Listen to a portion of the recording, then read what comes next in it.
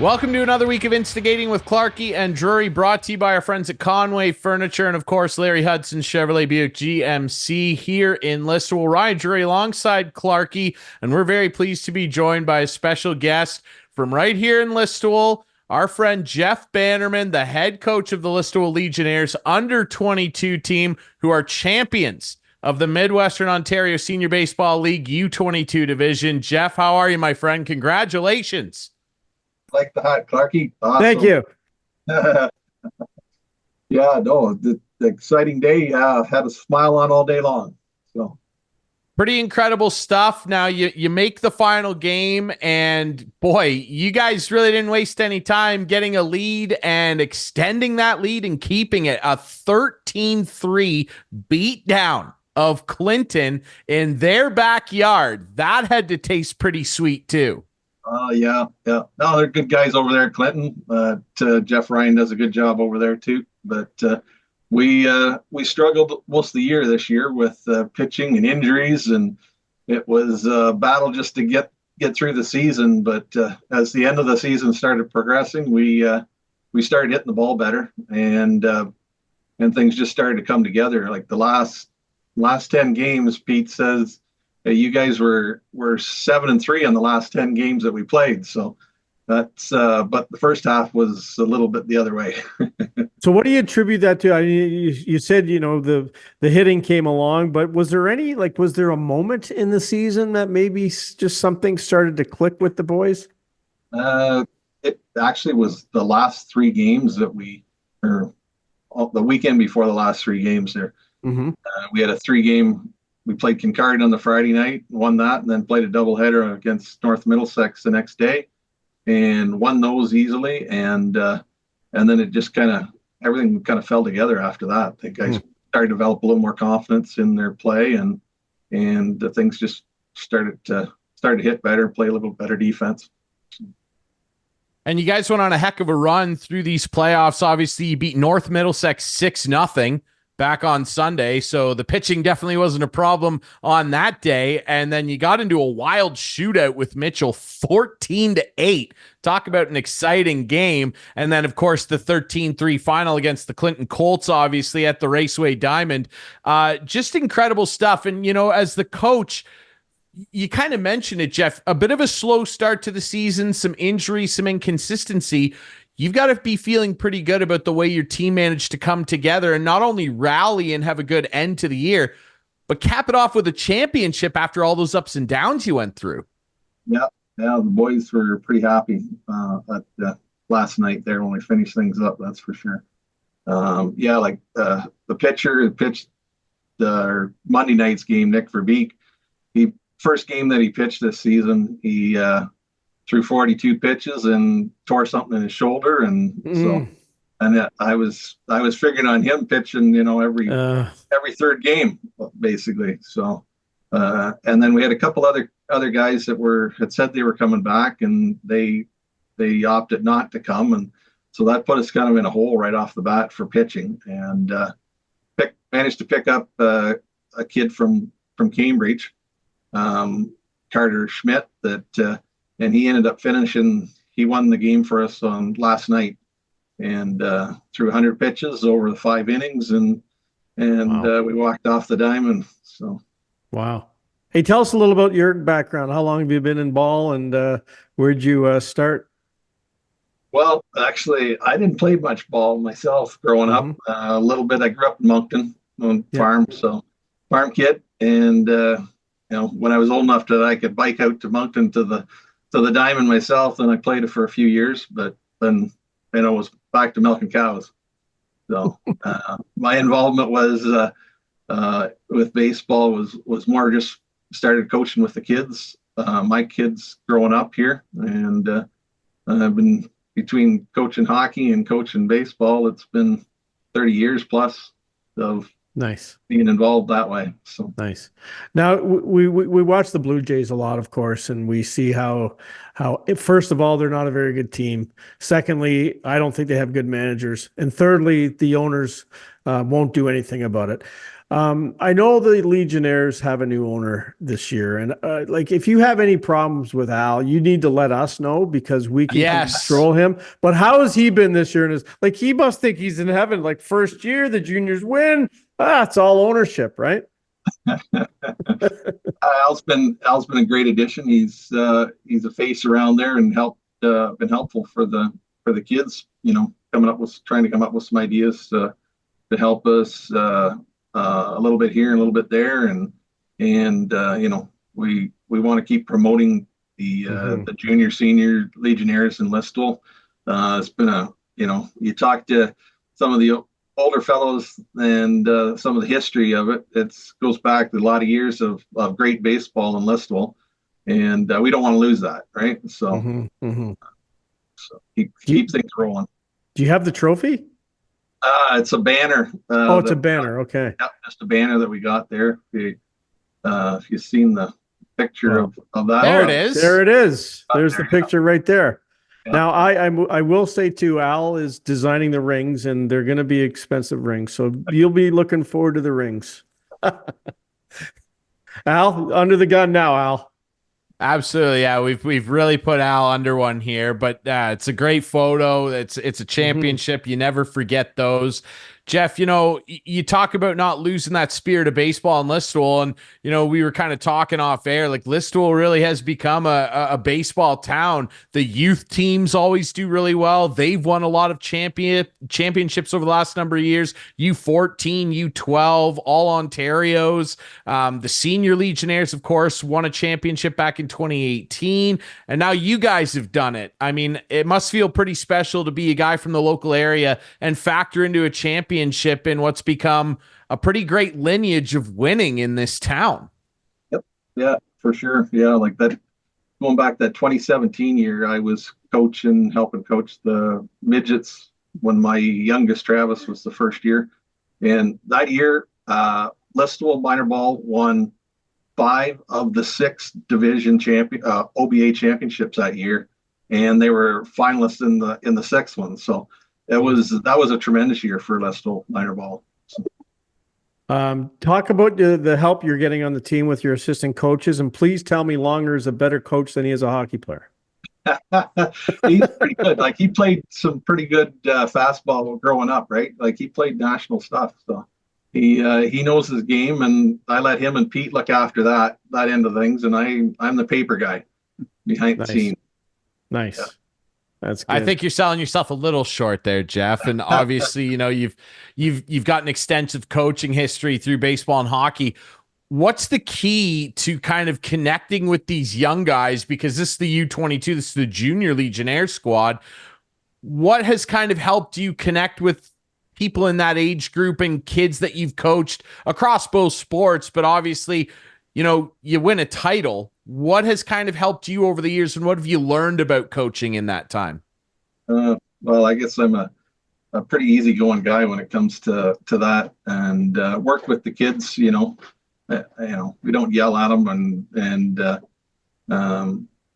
so we want them coming back, and have some fun with them and do some stuff. At this age, they're old enough to drink, so you might have a pint or two, and you just become good buddies with them. So nice. Yeah, it's a good environment. And I know that last week we had our friend, obviously Clarkey was away. So we had our friend Steve Sabrin on, and I know Paul was involved with the team this year. Was he? Tell us about Paul. Yeah. Give us a scouting report. Yeah. Paul Sabrin. Wow. Paul Sabrin. Yeah. He had, at the beginning of the season, he struggled a bit at the plate, but again, as the season progressed, he started getting better, and he made some big hits over the last 3 days to score some runs for us. So nice. Yeah, he was a big help. You know why? Probably because he finally turned off Dad and didn't listen to Dad and listened to you instead. Right. You gotta do that to really get better. Anyway, that's good. That's good. I didn't know Paul was on the team. Yes, Paul's on the team, and I find it handy every now and again. You got to tune Sabby out and just go your own way. I've seen Sabby at one of Paul's games. Yeah, I've seen it. I've witnessed it. Now that was when Paul was like 12, though. Yeah, So, no, Yeah, he was yeah, pretty hands off Yeah. there with these guys. he that's is. We're good. only teasing. That's good. Yeah. Sabby's a Yeah. Sabby's a And I'm beauty. teasing and about Paul- Longer too. Longer's a great defenseman in front of me on Sunday Obviously. mornings. He can play.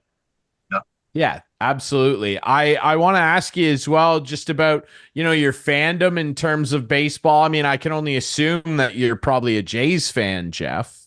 Oh yeah, of course. Yeah. What are your thoughts on what's going on here? Because it's not very fun. Actually, to be perfectly honest, I haven't paid attention too much this season. I've been so busy. That's good. I umpire as well, guys. So every night that I'm not coaching, I've been at the diamond umpiring. So you don't have a whole lot of time to watch the Jays. Wow. Well, but that gives you a nice missing perspective much. of the game, right? Like it gives you a totally different, because like a guy like me who just doesn't think an umpire makes a right call ever would have a different outlook, right? No, but I mean, when you're coaching, you must have a little bit of a different feel for the game because you know the other side and what the ump's going through, right? Oh yeah, it's it's different when you're behind that dish there watching that ball come in, and as a coach you're watching it come in on the side and say, oh, that looks good, but that's you're what I right did behind there. Oh, it's outside by this much. It's the ball. Yeah. What do you think of the robot umpiring if we ever get I was to that just going to ask. in the Yes. majors? No, I don't think so. No, eh? You don't like it? No, I don't think I'd like that. So it's it takes some different element out of the game, right? There's split second decisions and stuff you got to make that I don't know whether this robot thing's going to work at all. But I'll respectfully differ with you on that. Yeah, Clarkey. Clarkey is a big robot guy. I am. I don't mind the integration of it either. As long as it's for getting certain calls correct. And I don't know how they're going to implement. I know in the minors, they're trying out like a challenge system where you can challenge things as a pitcher or batter. I don't hate that, but I mean, how do you become good and ultimately confident as an umpire, Jeff? I mean, you've obviously been doing it for a while. What does it take to kind of feel comfortable back behind the plate? Because some of these guys can throw this ball and it moves all over the place. Yeah, that's for sure. You get some of those curveballs or sliders and stuff. Mm-hmm. It's starting out way over here and it's crossing the plate, and yet the catcher's catching it way out here. Yeah, it went through the zone there, boys. Yeah, and I guess what I've been taught, and when I'm umpiring is I'm looking at the front of the plate. I don't care where the ball goes into the catcher's glove. That means nothing to me. It's where it's crossing that front of the plate is where I'm looking. Yeah, which I think a lot of people, especially watching on TV, Clarkey, don't necessarily understand. I see a little box. I know where the strike zone is. Okay, Clarkey, thank you. We appreciate your input. I'm sure. Thank you. Thank you, Jeff. I want to ask you as well. Obviously, a lot of these guys on your team this year that won this championship are hoping to push through and challenge for spots on the senior team. What's that been like watching the development of some of these guys? I mean, you told us a little bit about our friend Paul Sabrin and his scouting report. I'm sure he wants to play senior ball at some point. What's it been like watching the development of this team that ultimately ended up winning a title? Yeah, it was. It was challenging at the start, right? Trying to get enough kids gathered together, and when you have a couple back out, we fortunate was able to get some references from Waterloo coach that I've coached against for a number of years, and he said, "Hey, Les was looking for a couple kids, so go there," and they did, and both those kids was a big help for the team this year, so. That helped. And when will you hold tryouts for next year? When does that happen? Oh, we really never have tryouts. You need tryouts. Kind of whoever we can recruit, more or less. So if I was under 22, I'd be right there. Yeah, we'd have you, Clarkey. We'd have okay, you. Good. Yeah, I'm sure you would. I'm curious as well, just a little bit about, the league and Midwestern Ontario senior baseball. It's gotten very popular over the last number of years. What makes the league special? Well, the league and the rules and stuff that we've got there allow for a little more flexibility. What I like about it is that we're not playing, the exact 9-player ball that you play in the major leagues. We allow us to have play with an EP, an extra player that gets another kid in batting, and do re-entry, those sort of things, and that makes it, we're not playing in the majors right now, boys. So let's try and get as many people in and kids in playing the game each night as we can. That's always been my approach. If you show up to the game, I'm going to try and get you in somehow through the game, and that keeps the kids coming back. Worst thing is you're going to go play the same 9 kids all the time, and then the other ones just sit in the bench. It just does not work, because they end up saying, F you, and then when you need to cut some extra players, they're not there. So it's a big challenge. Absolutely. Well, you spread the wealth around all year, and it obviously culminated in that great picture there, a title, the champions of the Midwestern Ontario Senior Baseball League U22 division, the Listowel Legionnaires. You can never take away a championship. Very special stuff. Jeff, before we let you go, because we're going to touch on this later in the show, you revealed to us that you're a Leaf fan. Clarkey's a Leaf fan. What do you think Auston Matthews wearing the C? Give us your thoughts here. Well, probably okay. I was surprised that they took it away from John Tavares as being the senior player there. Like, that just shocked me that they did that. But I guess you got to support your big guy, right? The future of the team. So. He's the big cat. Well, Clarkey, we're going to definitely dig into that, because I know you have some thoughts. You were away last week when it got announced. I know you have some thoughts, so we will dig into that next. Jeff, thanks so much for doing this, my friend. And again, hey, congratulations. It's not every day you get to win a title. Congrats to you and the boys. Congratulations. Thank you very much, guys. Way to go. At the arena, at the John Kerr or the Steve Kerr. There you go. Absolutely. Can't wait to see you there. Jeff Bannerman, the head coach of the under-22 champion Listowel Legionnaires. We'll take a quick break. When we come back, lots to talk about. Clarkey's back. We'll talk about Auston Matthews. We'll get to that. But there's lots of other stuff to talk about as well, including some big returnees to the CFL. I know Clarkey's excited to talk about his boatman. We'll do that next on Instigating.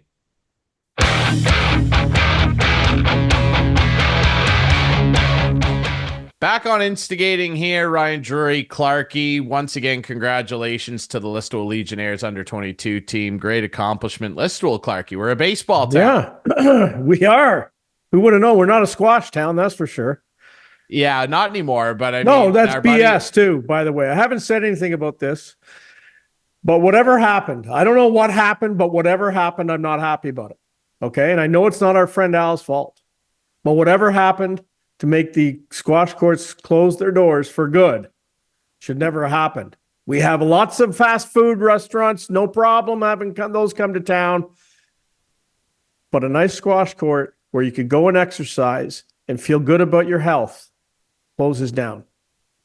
I don't get it. I'm not happy about it.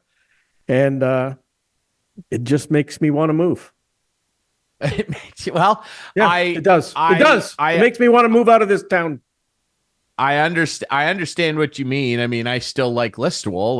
Let's not go overboard here, but I am upset about it as well. And obviously we were good friends with Al over there at the squash courts, who of course owns the Legionnaires now. So he's a nice pick me up for him for sure with the U22s winning. But yeah, I don't know, man. Look, this isn't a politics show, and I'm not getting into politics. I'm just saying I know what you're saying. There was a news story on CKNX about I wrote a story about it, and Al had a lot of grievances, and there's a lot of municipal back and forth. I don't pretend to be an expert on any of it. Somebody really dropped the ball, and someone overstepped their boundaries, I think. And there's no question there. I don't like any of it. It's such a shame. I don't.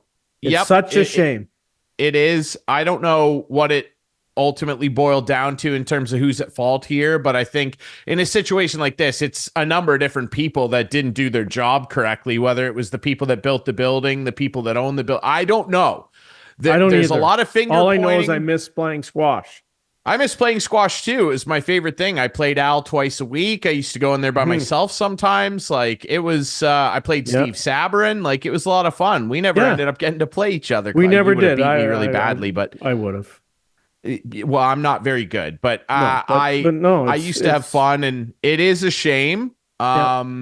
If you're like us and you're upset about it, you can look my story up about it. That was a couple months ago now, but sadly, ultimately the squash courts had to close, and I don't know. Draw your own conclusions from what I was able to gather. Al, I definitely don't blame him. He's certainly not at fault for it. And there's no reviving it. If anyone out there's thinking it's going to revive, it's not. It's not reviving. Not in that location. Well, not by Al, because Al sold all the stuff. It's gone. Well, also that, but also not in that building because of the requirements that are, by law needed to be put into that facility to bring it up to code. Again, guys, look, I'm a sports guy. I'm a music guy. I know. I don't. All I know is I miss laws. playing squash. That's all I know. Yes. I don't want to get into really. That's what it boils down.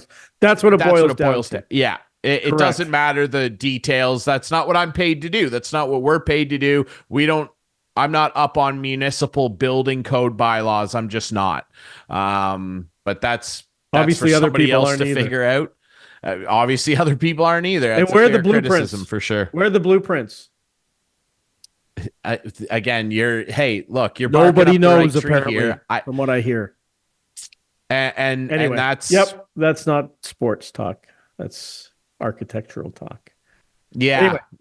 Really. What it boils down to, I think, is there's been a lot of mistakes made. Anyway, I do want to talk about a couple things specifically. You're back. Talk. I'm back. And really, really quick before my back. Yep. Yeah, before we dig back into last week's show, because I know you have some thoughts. Before we do that, though, you were away last week, and we made reference to it, and you were down in Pittsburgh, my least favorite city in the world. Why? And you, because it's a beautiful city.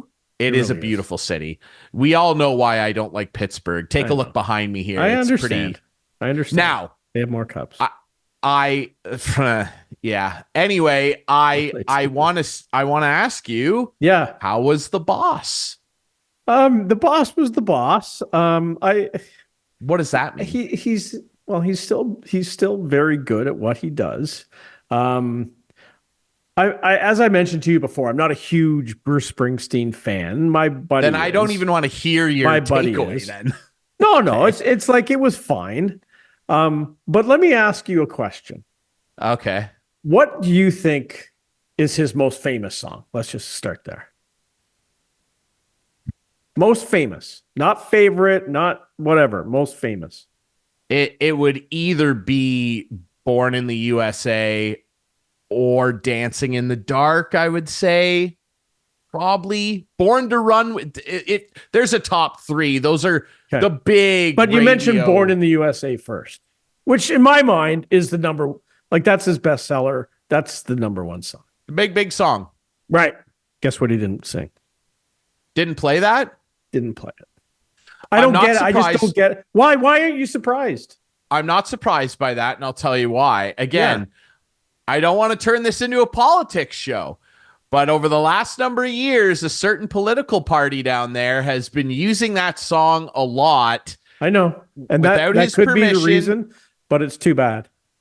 It is too bad. Hey, look, sometimes you go see an artist and you really want a legacy artist. I went and saw one on Monday. I saw two on Monday, and you want to hear the big ones. Yeah, because and that's why I said I'm not a big fan, right? So I want to hear the ones you know. Hits, right? But you heard all the other ones. He played Dancing in the Dark. Heart, he played Secret Garden. He played The River. Guaranteed. What did he play for 3+ hours? Probably. Yep. Yeah. So you but a lot of songs, honestly, else. though, a lot of songs I never heard, like a lot, and that's because I'm not a huge fan. That's all. You're not a huge fan. But I would have gotten a lot more that away from him. Like if it was Lionel and he played, a lot of hits that you wouldn't know, but I did. I would have loved the concert, but anyway. Yeah, that's different, right? It's just a different taste. It is. I'm a huge Springsteen guy. Exactly. My friends all are. Like we, and I'm more eclectic. I like some of the stuff that's not the bigger, massive radio hits. I like those songs too, but there you go. I'm glad you had fun. It was at the baseball diamond, wasn't it? No, it was at PBG. It was in the it was where it was in the okay. I thought it was maybe out at the ball diamond. Well, there you go. You were indoors. You were cozy. There you go, and you got to see the boss. How about that? I did. Like his encore, 1, 2, 3, 4, 5 songs: "Born to Run," "Glory Days," "Dancing in the Dark." So there was 3 songs I knew. 10th Avenue Freeze Out. Oh, what a track! There you go. Come on, dude. And then Twist and Shout, which was kind of fun.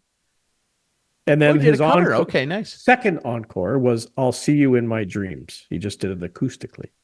Amazing. No, that would have been amazing. I would have been crying the whole time. That would have been amazing. Good stuff. Hey, you got to see one of the best ever. You didn't get a lot out of it, but that's okay. Like that's okay. And I will say too, you can say you went. He sang a Commodore song. There you go. But it was post Lionel Night Shift. Okay, well, fine. Be a long night. That's all well and good. Well, they're buddies and whatever because they both sang on that We Are the World thing. They did. Did you watch that documentary, by the way? Great documentary. I'm sure you did. Yeah, I did. I'll be honest. I had no idea that Lionel spearheaded that whole thing. I did not know that. I didn't know that. The same night he hosted the Grammys. Talk. The same night he hosted the Grammys. That's right. And they went right through to like with 7, 8 Clarkey a.m. and Drury. Well, we're politics and music. That's what the show's all about. We've turned this into record talk. Exactly. So anyway, it was a fun show. It was a fun little trip. I saw someone with a Skeens jersey on. So that's as close as I got to him. Is someone there you go with his jersey on. I wonder if Skeensy was there throwing some heat with the boss. He may have been. That? I had a chat with Kyle. And and Jason and sure. Yeah. So I legitimately met Jason Spezza last year. He was in Guelph doing some scouting. Nice.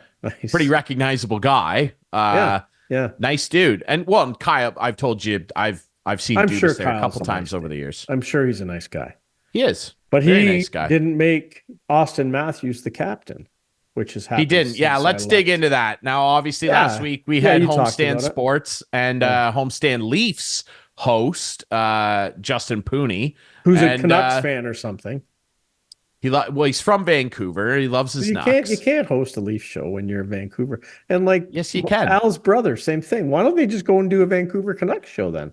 Well, but Al's brother has grown more into a Leaf fan over the years. He still likes the Nucks. Remember, he said that to us. He's more of a Leaf guy now. And I actually don't think Justin that it's though. No, but I actually think it's a good thing that they have that dichotomy on the show. They've got a guy who is a Leaf fan in Albert. It's sort of like you and I. Exactly. We talk a lot of Leafs on here, and we're going to do it again because I need your opinion because you were away when the news broke that Mr. Matthews is going to be your new captain. First of all, how do you feel about this? And how do you feel about some of the takeaways that Justin had? Well, I think, to be quite honest with you, this was a plan for 5 years. I think Austin was going to be the captain, and then he got caught with his pants down, and they didn't want to make him a captain. He was young. They didn't want to give it to him. So they went to JT and said, listen, you're going to be the guy. Because remember, JT was the assistant for the first year. He wasn't the captain. My John Tavares jersey I have upstairs has the A on it, not a C. He was the assistant. So I think they went to him and said, listen, we want you to be the guy until Austin's ready. Did this happen? I have no idea. I'm just assuming. I really think it did. And I don't think JT had any issues whatsoever giving it up. I really don't. He had a good time, 5 years. Time to get, or was it 6? Well, a good time maybe is a stretch, but he had a time. He wore it with aplomb. He wore it well. He wore it well. He wore it well. I think he was a good leader. And Austin's ready to take over. He's ready to take over. And hopefully he can get them to the next level along with Craig Berube. I had no problem with it. I don't know if captains really mean as much as they used to mean. I don't know. I heard Rick Vive talking about it last week on another podcast, and he's thrilled. He said, JT was great, and he says he's looking forward to Auston, and he thinks Auston's a great member to be joining him as a captain of the Toronto Maple Leafs. So I'm happy for him. I'd love for him to be able to go to Mitch Marner and say this ain't junior hockey. Yeah, like Nylander did. Yeah, exactly. Here's the thing, right? I agree with you, because I think all of us at the time, and I know at the time when JT was named captain, I think we all shared the same opinion that the only reason that happened was because of that run-in with the law in his hometown that Matthews had. So. Yeah, and because he follows, albeit a few years later, the trend of generally in the NHL, I would say 95% of the teams, the captain of the team is generally the best player, and he is their best player by a country mile, by some way. And I think if that incident hadn't happened, then he probably would have been captain sooner. However, I don't think, I like John Tavares. I think he's a good hockey player, a really good hockey player. But unfortunately, he's not a great hockey player. And he wasn't able to help this team ultimately do anything of substance outside of win one playoff series and then immediately put together one of the worst series collectively by a group of star players I've ever seen in my entire life. And that's not a euphemism. And Clarkey, you're laughing. You just love because you love saying that. You say it all the time. And you do. I don't like poking the bear. Poke the bear. Poke the bear. I'm not trying to poke the bear. It's true. That series, when they finally beat not disputing Tampa, it. As I say to you all the time, I'm not disputing it. Move on. I get it. As I say to you all the time, this is a fact. And until they change the narrative, this is all we have. You're right. We talk about the Leafs a lot on this show, Clarkey. This is all we have. I know. Because it's all they supply us. Yes. I know it's a broken record, and you know that better than anybody, but this is what the record is. I can't help that. Yes, I can't change that. I just don't like talking about the record. I don't like talking about the record. I get it. How do you think I felt? 45 years. And then what happened? And they won. It happened. And now the record's different for my team, but for your team, it isn't. The record's very much still broken. Correct. Not yet. Correct. But it could happen. I can see the Leafs going down the same path as the Caps. So let's see what happens. Well, they have to prove that these players have the gumption that was shown on that Caps roster, or they changed the players like the Caps did. One or the other. That's right. It really is one or the other. Unfortunately, and maybe they're trying, or they've resigned themselves to the fact. Okay, this is the lineup this year. Next year, Mitch, you're gone. John, you're coming in at $4 million, or you're gone. What do you want? See, I think they should move away from Tavares, and again, because he's not getting any younger. He had 65 points last year. I'd be floored if he surpassed that this year. Here's the thing. I hate to do this. History is going to show that it was a mistake to sign him. It was, because they didn't need him. They didn't. And so I think ultimately what's gonna be looked back on, unfortunately, is it's easy to say that now, but whatever. Well, it's extremely easy to say that because the reality is what it is. I know. I get it. He's tangibly done nothing to help that team achieve anything meaningful. Sorry. I mean, that's just what it is. And again, I love the guy. I think he's a tremendous person. All you ever hear about him is that he's a great guy, great teammate. This is what it is. And unless they do something miraculous this year, which I don't foresee happening, and Justin and I and Steve Sabrin last week touched on that, which I'd like your opinion on now. I asked him. I have a bad memory. I remember yelling at the radio. But I can't remember exactly some of the. We asked him if he thought that the Leafs would be over or under 102.5 points. I thought that was a fair. They've hit 100 a lot recently, and he said under, and a big reason why was he pointed to the goaltending uncertainties, and he pointed to that blue line still not really loving what they have in comparison to other teams, specifically in the division. What are your thoughts? I mean, I know you're looking at this with blue tinted glasses, but what are your thoughts? Genuinely, do you think they can go over 102.5? I wouldn't be surprised if they did. How many did they have last year? I don't know what they had last year off the top of my head. 106? It was definitely over.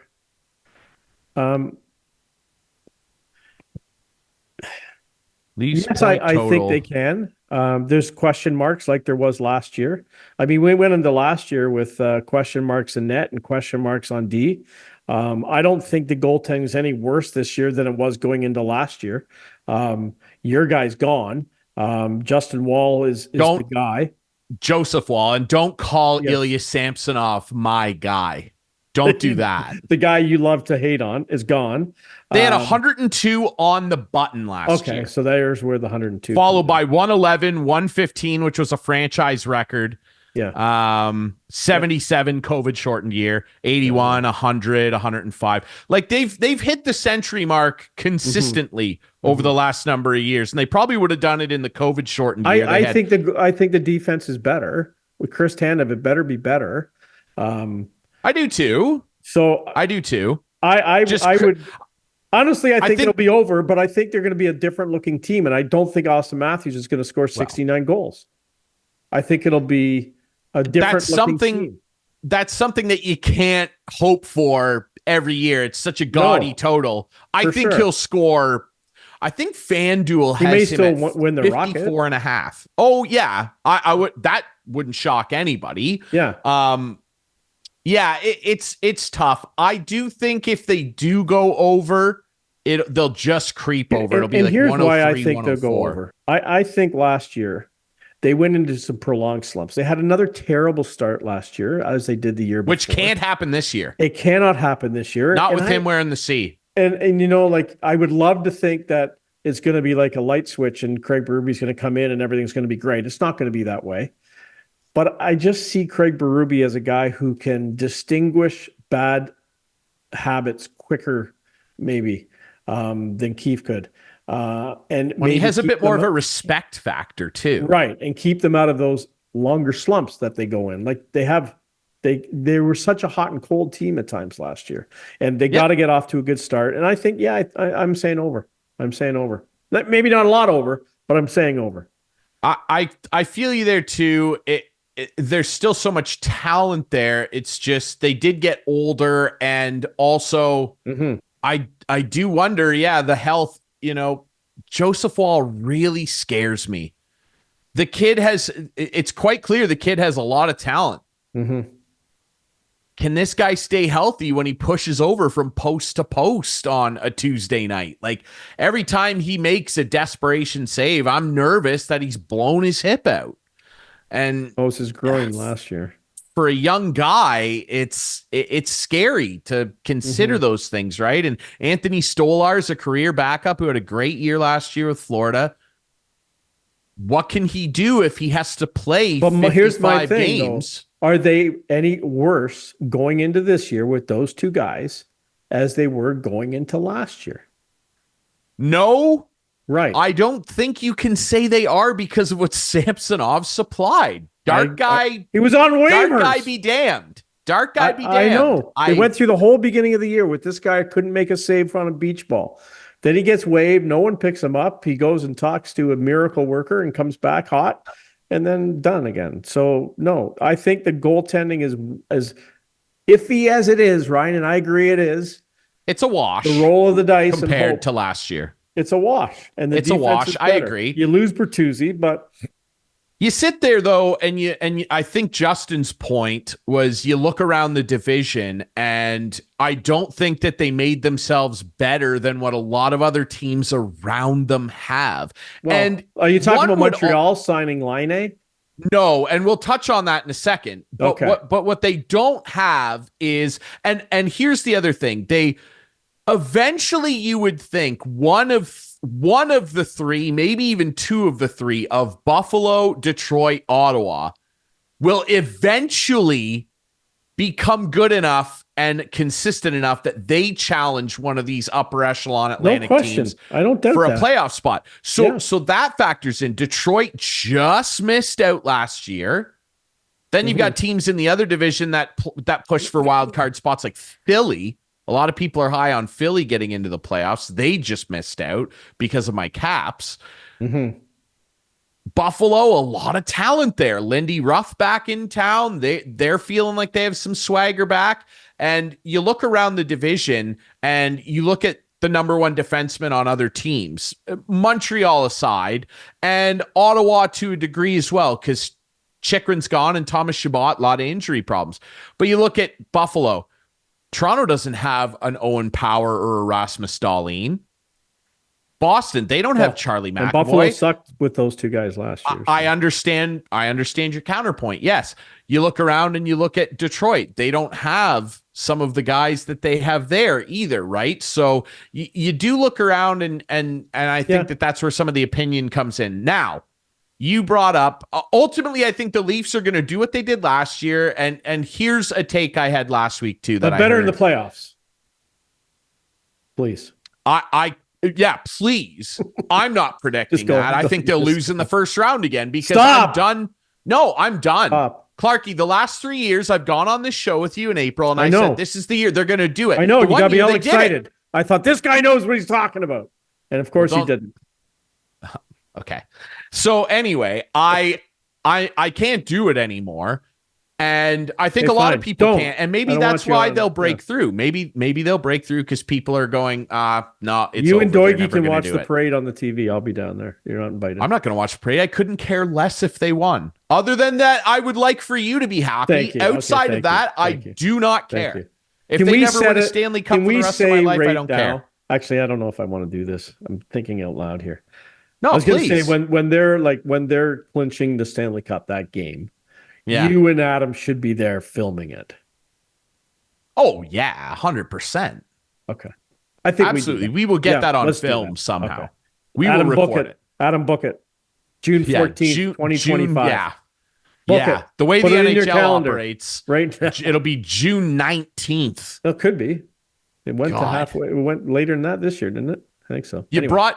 You brought up some big news in the hockey world as well up here in Canada, and that's Patrick Laine making his return to the Great White North. Yeah. As he was traded, Columbus shedding all that salary, and Montreal is going to roll the dice, which sounds like a strange thing to say about a 26-year-old. Remember, him and Matthews, same age, they came in at the same time. The guy has had a lot of personal issues, obviously, over the last number of years. Recently announced a new mental health initiative alongside his wife, which I'm very much in support of. Love that. Hope the guy's doing well. But he's had a tough time living up to that number 2 overall billing outside of that big rookie year he had. And Montreal, they've got a nice little collection of talent there. I think he'll factor in on the power play. I think that this is probably worth the risk for Montreal ultimately. I really do, because if they can get this guy excited about playing hockey again and being in arguably, some would say, the biggest market in the NHL. I know Toronto's right there, but Montreal is Montreal. They could really be in for a steal here because they didn't give up that much to get him other than having to take on that salary, $8.7 million.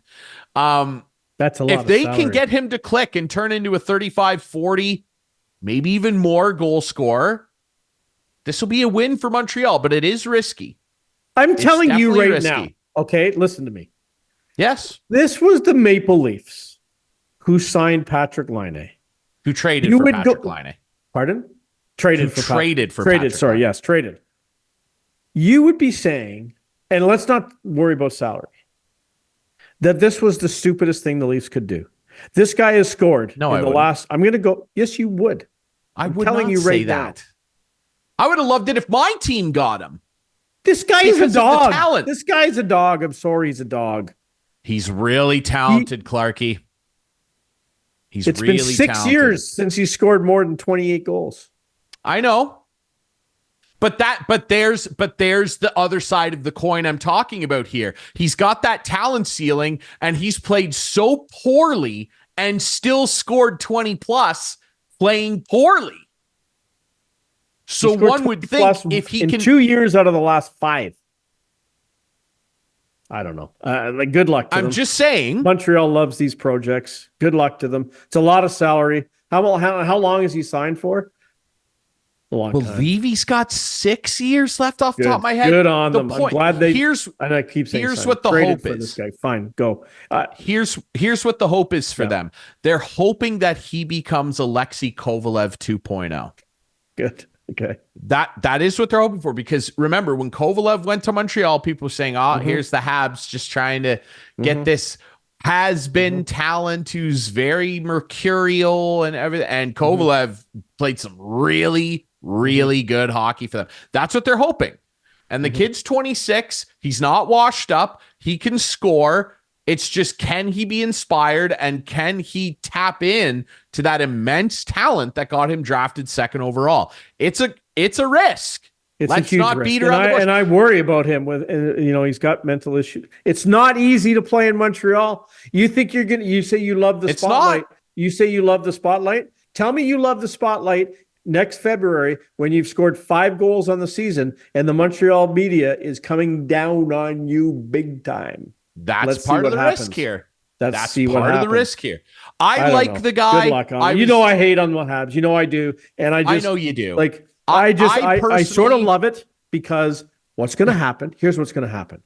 Laine is going to go there, maybe 21 goals, maybe. And then they're going to finish probably 10th in the conference, miss the playoffs, and not have a high draft pick. Love it. Leafs did that for freaking 40 years. Perfect. Thank you very much. Yes, they did. Perfect. I genuinely, I like the guy. I like that fan base. They're a passionate fan base. I don't have a problem with them, obviously. And I like Patrick Laine. I was so entertained by him at the World Juniors that year with that big line that he played on with Aho and Puljujärvi. I was so excited to watch him. What year was that? Ovechkin-esque shot, 2016. Yeah. 2016. And 8 years ago. But that was the World Juniors. He was a World Junior player. I get it. And I genuinely hope for the best for him. And I think he'll score bare min. I think he'll score 26.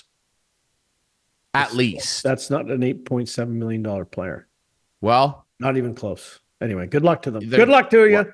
Well, if I was a Montreal fan, my rebuttal to you would be that you've got a bunch of guys that don't earn the money on your roster. So anyway, let's move on to some other big news in Toronto. What other big news is there?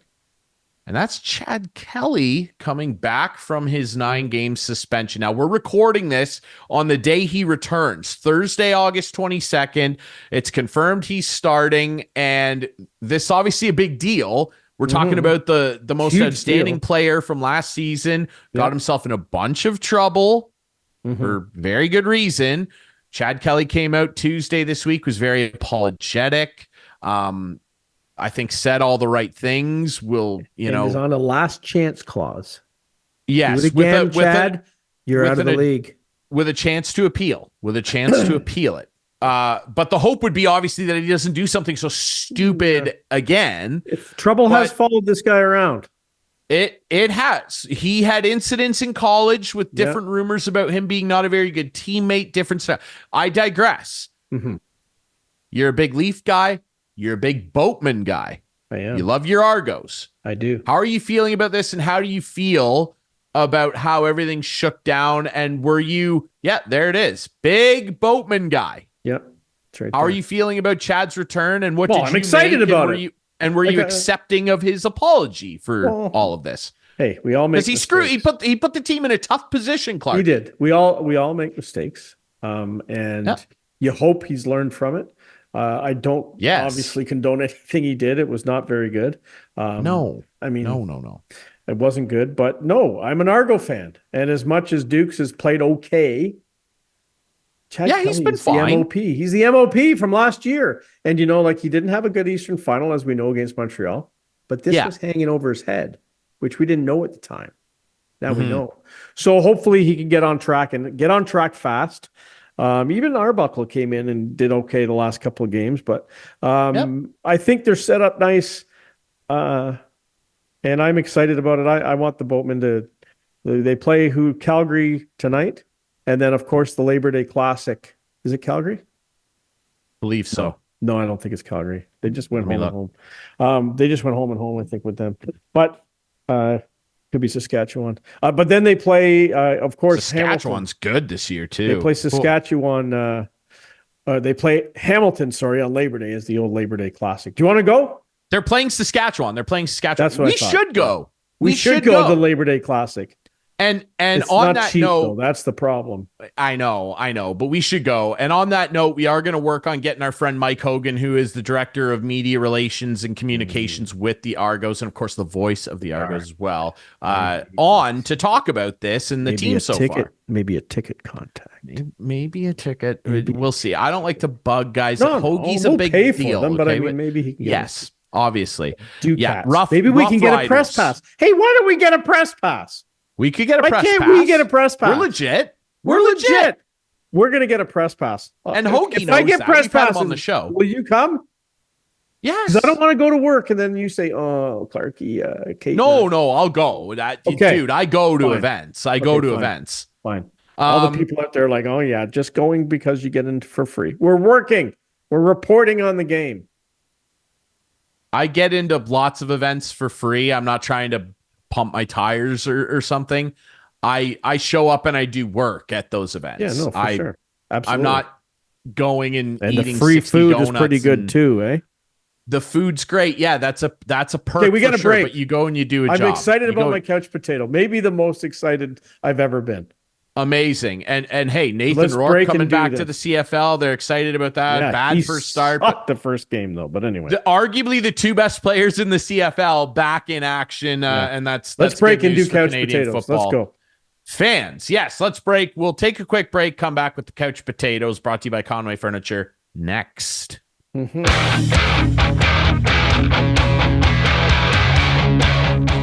Back to wrap things up here on Instigating with Clarkey and Drury, brought to you by Conway Furniture, Highway 86, east end of Listowel. Of course, Larry Hudson, Chevrolet Buick GMC, where the deals are always hot. Okay. And we have a couple of days left of employee pricing. Get down there. Let's go. Come on, guys. Let's go. Trucks are moving. Go see Clarkey. Large SUVs. Come and see me. Let's go. Couple more days of employee pricing. Okay, couch potato time.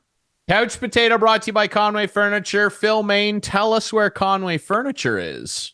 Conway Furniture, Highway 86, just east of Listowel. Yes, sir. There we go. Highway 86, east end of Adam Listowel. on the ball. I guess I have to go first this week. You're going to go first because as I said, you're so excited. I'm so excited. Come on, go. Okay. Let's go.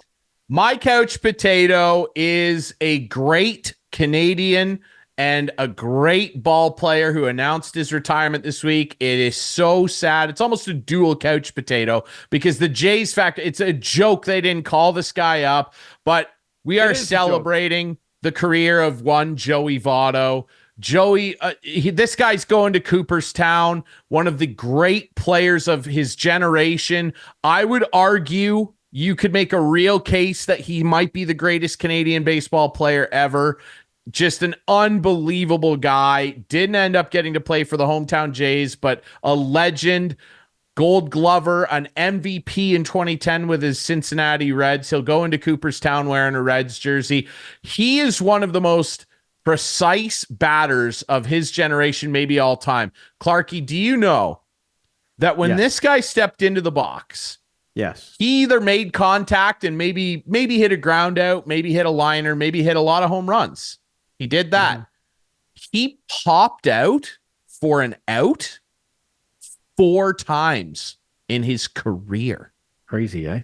That is crazy. Absolutely insane. He is a Hall of Famer. There's no doubt about it in my mind. Joey Votto, my Conway Furniture couch potato. Enjoy your retirement, Joey. And I want to congratulate you on being the only person probably when they're talking about Joey Votto to show him in a Bison's jersey. That was very classy. Absolutely. Yeah, because it's what could have been. It's what could have been. Well, could have been, should have been a Jays jersey. Anyway, my turn. Is it my turn? Okay. Do you know the name James Power? He's my Conway Furniture couch potato. Adam Rowlett. James Power. He's been on this show. Do you remember? Anyway, I finally bit the bullet. Okay. and I bought something from James. Oh my God. Power. Wow. I bought something from James Power. Oh, wow. Clarkey. Look at this. That's amazing. There it is. The Palmateer. Yeah. There it is. Goalie Wow, Monster dude. Canada. Yes. James And, was on the show, he and was. we talked about his custom vintage goalie painting business. Yeah. It's really cool, man. You look sharp. You've never looked better. I know. Isn't it I awesome? actually prefer this. Isn't it awesome? Like, this is going to be really a staple. cool. This is going to be a staple on the show from now on. You'll see it somewhere. Behind me, on a shelf. I got to build a new set. I feel a Will new be front and center. I feel a new segment coming on, almost mask or no mask. We got to do that. Yeah. Yes. Hey, that could be in the near future, but it's real sharp, dude. I love the Palmateer. It's really, really great, man. You look good. You look good. It is really unbelievable. I am so happy. When I got the box, I was like, oh, it got here like 5 days early. I ripped her open. I thought I got to videotape this for the show. But thanks to James Power, Goalie Monster Canada, makes these beautiful masks. Check him out on Facebook. And he's got a bunch of different one. He's got a bunch of different designs, goalies all across the spectrum from many different eras. Go check out Goalie Monster Canada. He's got so much cool stuff on there. You can even get a Palmateer Caps mask. I know. He does have the Palmateer Capitals. I'm going to have to look into that, and then we could match, if you will. Exactly. What we need to do is I'll get that, and then we'll get Mike Palmateer on the show. I know, Mike. I know you do. Try. I know you do. Pretty sharp, Clarkey. I Thanks, like buddy. it, man. I do Conway too. Furniture Couch Potatoes. How about that? Go see our friends at Conway Furniture, Highway 86 East End of Listowel if you want to join the Couch Potato movement. All right. You can watch this show Friday nights at 8, Sunday nights at 9 with our friends on Whiteman TV. That's channel 6 for Whiteman subscribers. We debut on our YouTube channel Friday nights at 9. Follow us on social media at Instigating Pod. And remember to find the podcast version on all your favorite podcast apps. For myself, Ryan Drury, and for that guy, Clarkey Palmateer, that's it for Instigating this week. We'll be back next week with more.